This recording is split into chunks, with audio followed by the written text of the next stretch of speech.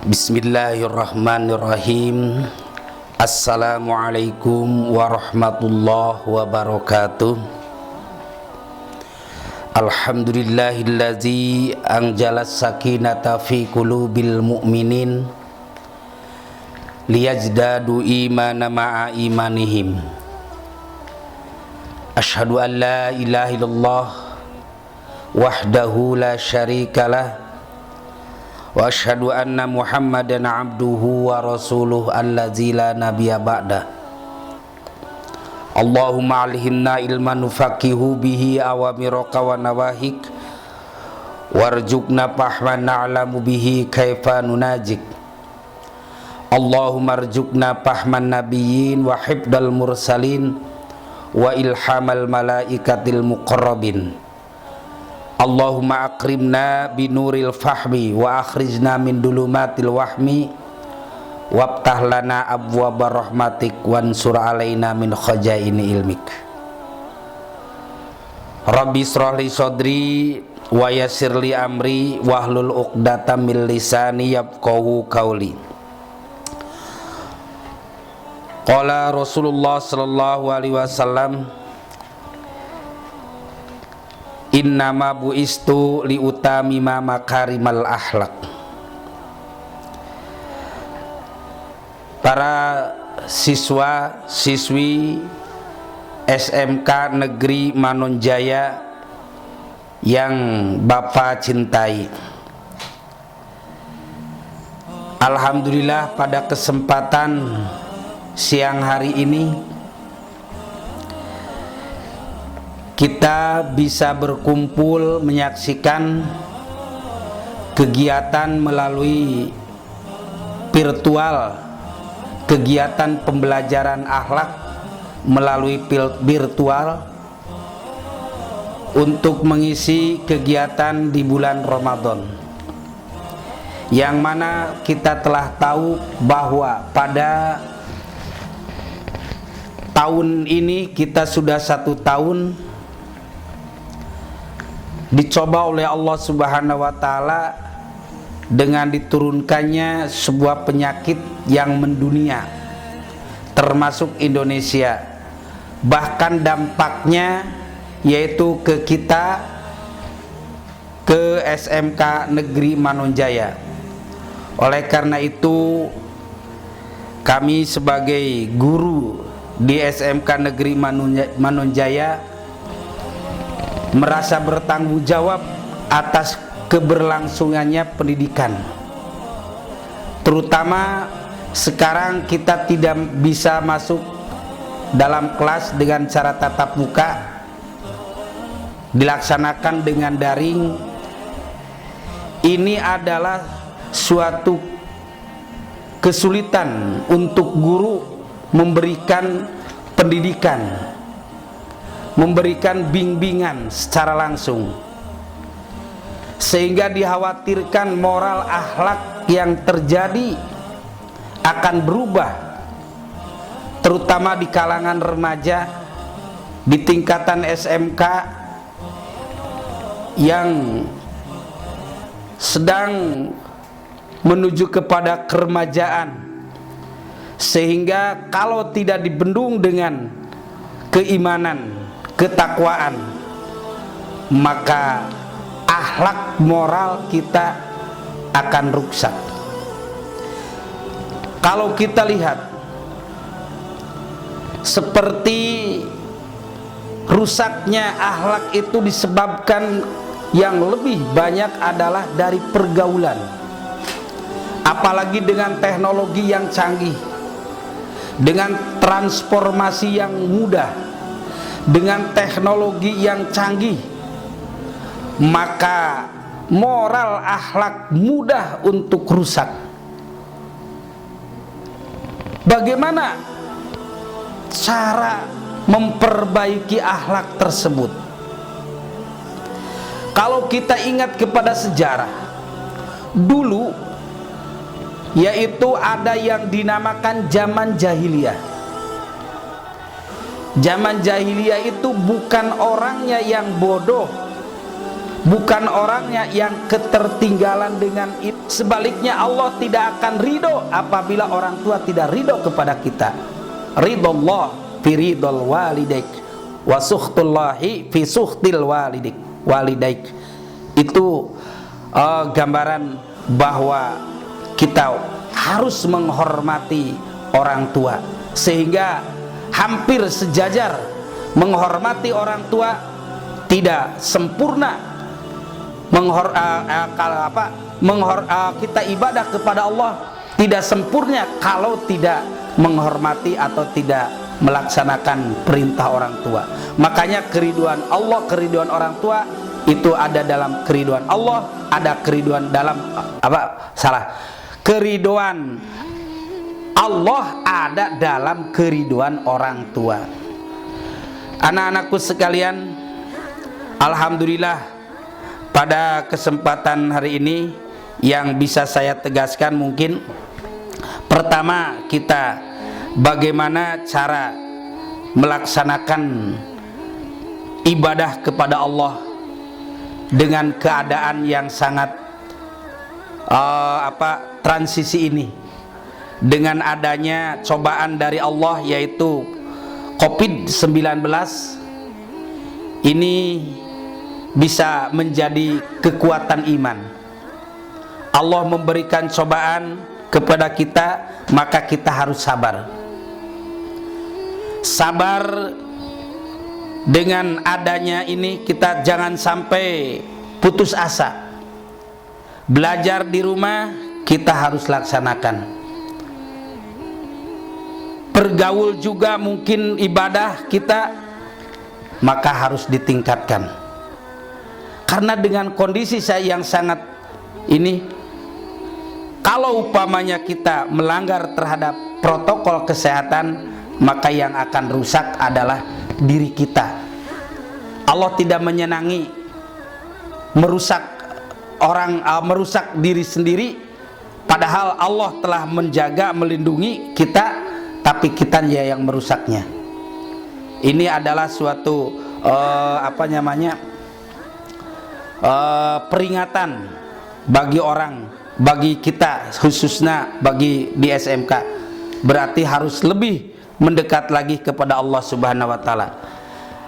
Hadirin, kenapa kita hadirin siswa-siswi yang kami hormati, yang kami cintai, kenapa kita harus berakhlak? Karena liya isya mahbuban fi kabirihi, supaya hidup kita disenangi setelah kita dewasanya. Karena kalau hidup kita udah dibenci oleh orang lain, itu adalah suatu bencana. Kehidupan kita akan merasa sulit kalau umpamanya kita tidak dikasih sayangi, tidak dicintai oleh orang lain. Makanya dengan akhlak ini supaya hidup kita disenangi dan dicintai oleh orang lain nanti, terutama kita dalam pergaulan hidup sehari-hari. Yang kedua, yardha anhu rabbuhu. Yang kedua adalah Allah akan meridhoi kepada orang yang mempunyai akhlak yang baik. Akhlak yang baik ini adalah menjadi suatu modal untuk meraih suatu kesuksesan, baik di dunia maupun di akhirat.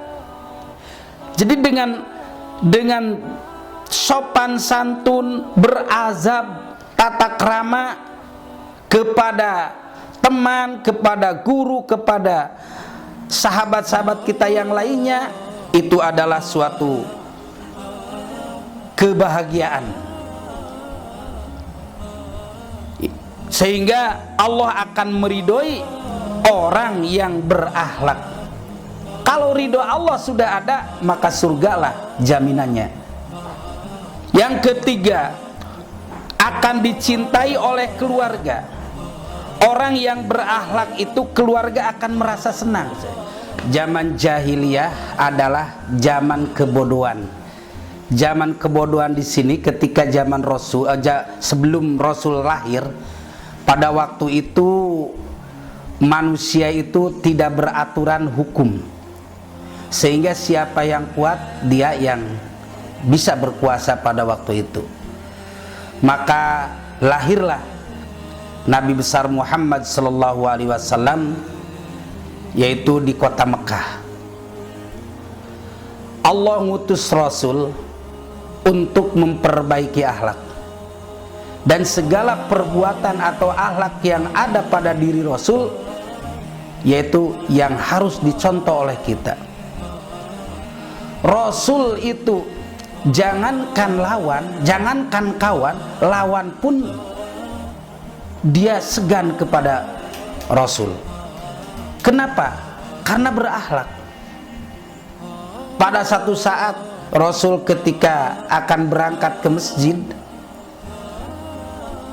Rasul dihadang oleh sekelompok. Berani kepada Rasul tapi dia di belakang.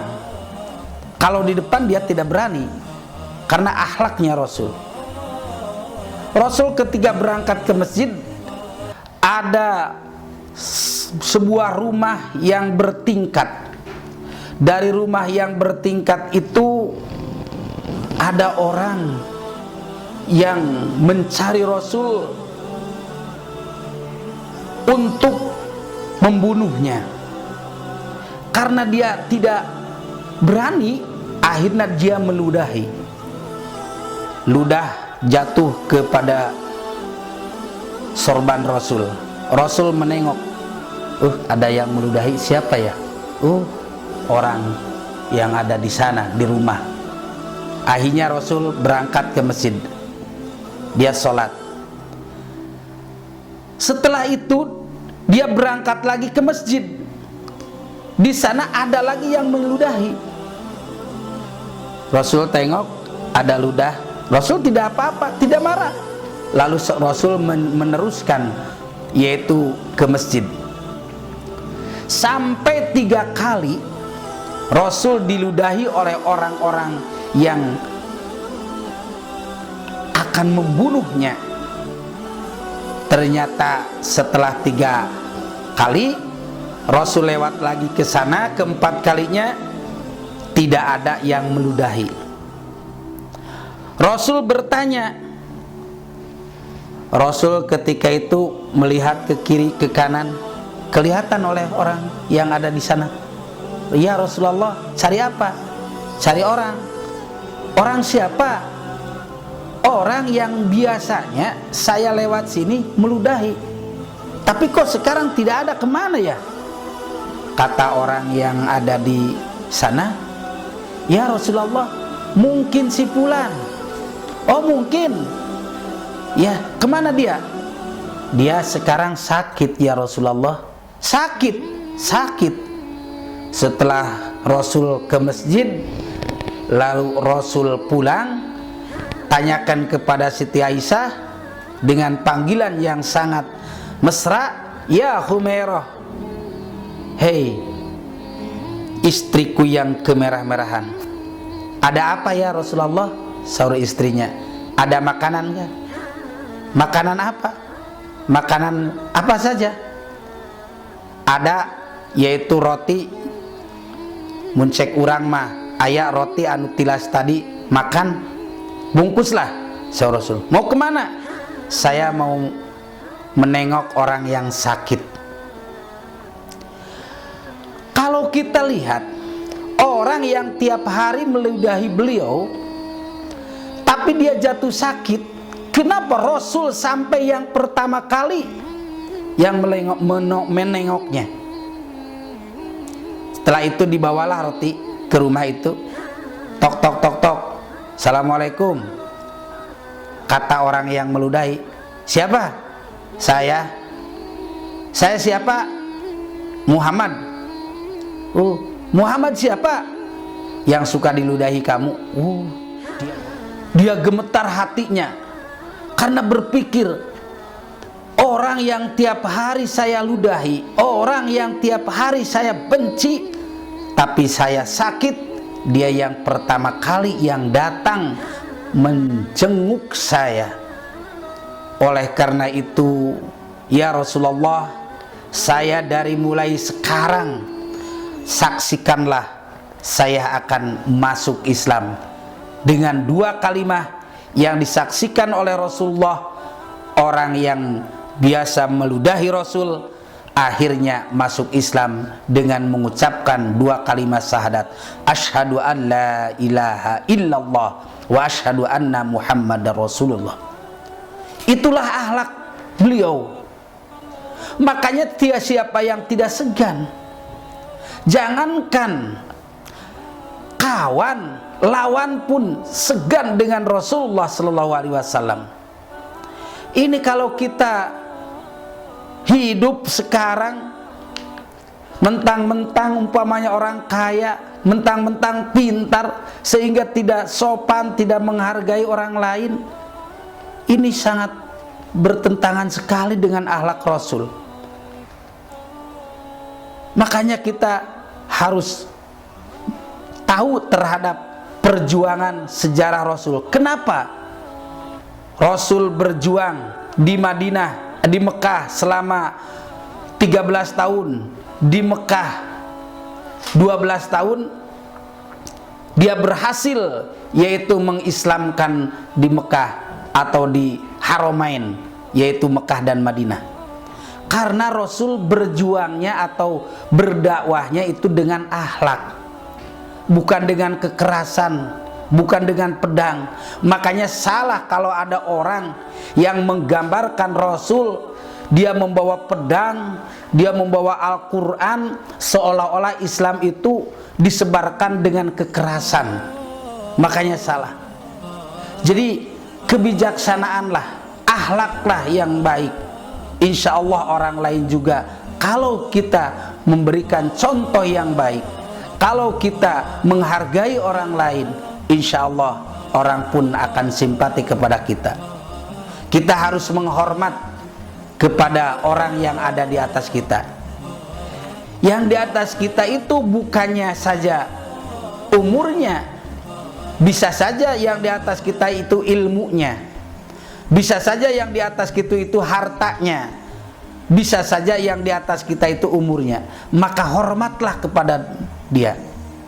Dan kita harus mengasihi sayang, berkasih sayanglah kepada ada orang yang ada di bawah kita, baik di bawah umurnya, di bawah ilmunya, di bawah hartanya, sehingga kita merasa kasih sayang kepada mereka.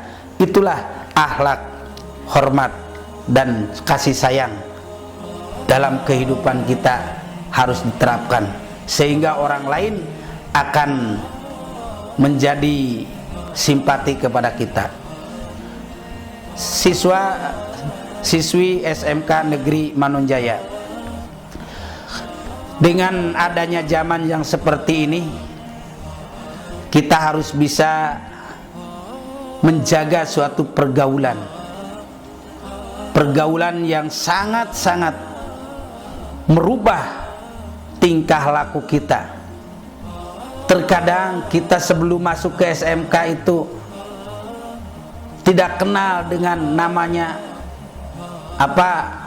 tawuran, merokok, apalagi pacaran. Tapi setelah kita bergaul, kita tahu, sehingga tidak bisa menahannya. Ini yang harus kita jaga. Jaga akhlak kita, moral kita, supaya kita sukses meraih suatu cita-cita di SMK Negeri Manonjaya. Dari contoh yang Rasulullah tadi lakukan, kita mengambil hikmah atau kita bisa mengambil pembelajaran. Apabila ada orang yang kepada kita anu nyeri, cek Sunda nama, anu ngahina, bahkan sampai meludahi, pertama kita harus sabar. Yang kedua, kita harus memaafkan. Karena memaafkan itu adalah suatu hal yang sangat positif bagi kelangsungan kehidupan. Dalam Al-Quran dikatakan bahwa memberikan maaf kepada orang yang bersalah itu adalah suatu pahala yang sangat besar untuk kita. Kalau dalam silaturahmi itu afdolul fadhail antasila man qata'aka wa tu'tiya man haramaka wa tasfa amman dolamaka, yaitu antasila man qata'aka, menyambungkan, nyaketkeun, ngarapetkeun tali silaturahmi anu geus pernah diputuskeun. Watu tia man haromaka, maparin merek kajalma anu keur lapar. Katiluna watas paha amman dolamaka, ngahampura ngabebaskeun kajalma anu memang pernah berbuat dosa ngadolim ka urang. Itu yang dicontohkan oleh Rasul. Kita sekarang di dalam kehidupan, apalagi sekarang, banyak orang yang membuli, banyak orang yang membenci.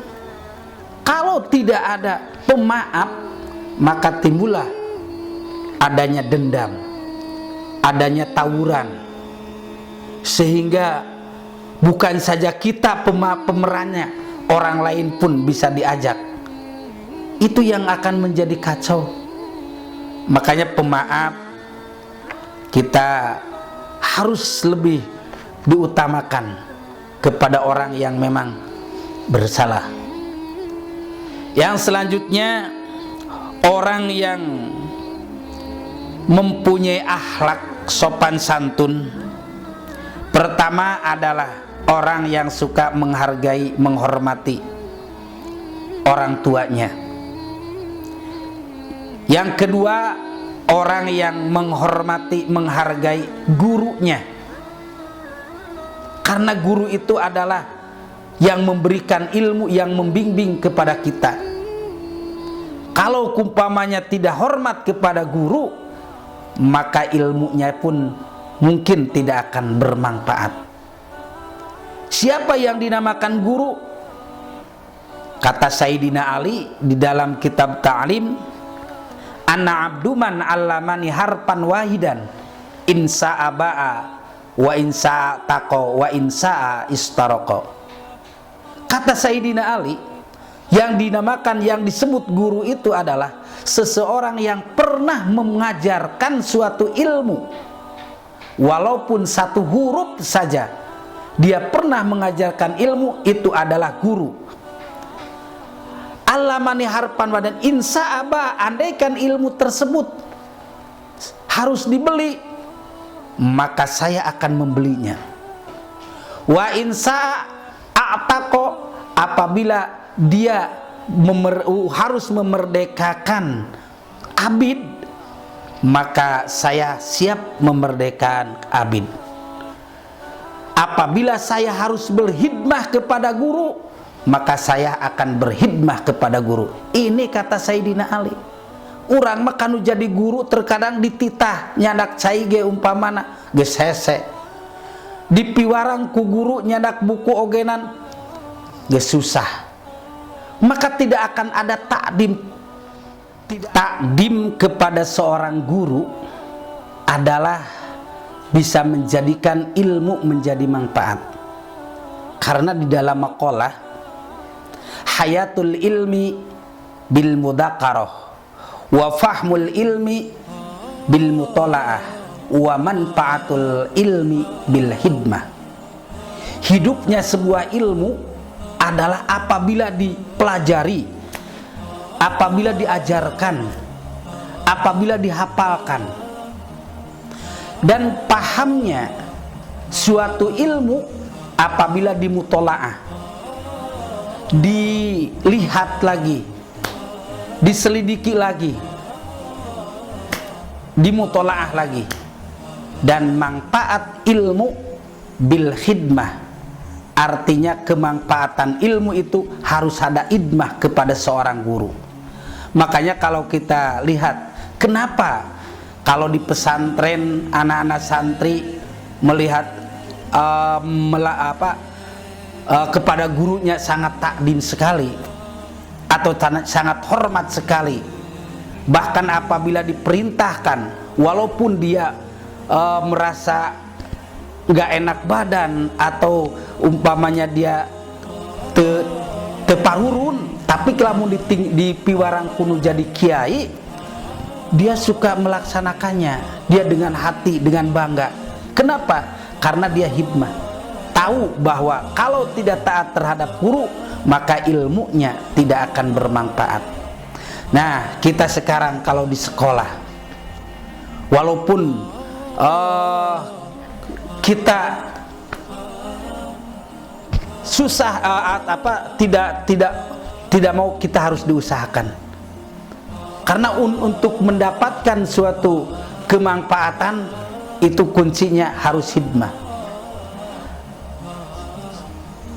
Para siswa-siswi anu kusim kuring dihormat dibanggakeun, yang anu salajengna nyaeta wa ikhwanahu al-kabir, anak yang punya adab sopan santun itu adalah yang menghormati saudaranya yang lebih besar. Kita menghargai pendapat orang lain, kita menghormati pendapat teman kita, dan kita menyayangi adik kita yang ada di bawah. Jangan sampai adik kita karena masih lemah, dia dijadikan objek, dia disuruh di sana, suruh sini, sehingga itu adalah akhlak yang jelek. Siswa yang beradab atau siswa yang mempunyai akhlak sopan santun itu diantaranya di dalam berbicara itu tidak pernah bohong, dia selalu benar. Apa yang dirasakan, apa yang dikatakan sesuai dengan hati nuraninya, sehingga dengan kebenaran tersebut dia akan merasa bebas. Lain lagi kalau umpamanya dengan siswa yang akhlaknya jelek, seperti contoh, kamu sudah mengerjakan tugas. Sudah Pak, mana tugasnya? Tidak dibawa Pak. Padahal mah dalam hatinya dia belum mengerjakan tugas karena dia takut oleh guru, sehingga dia mengatakan sudah tapi tidak dibawa. Ini adalah suatu kebohongan. Bahkan bohong itu adalah pokoknya suatu dosa. Al-kadhib ra'sud dunub.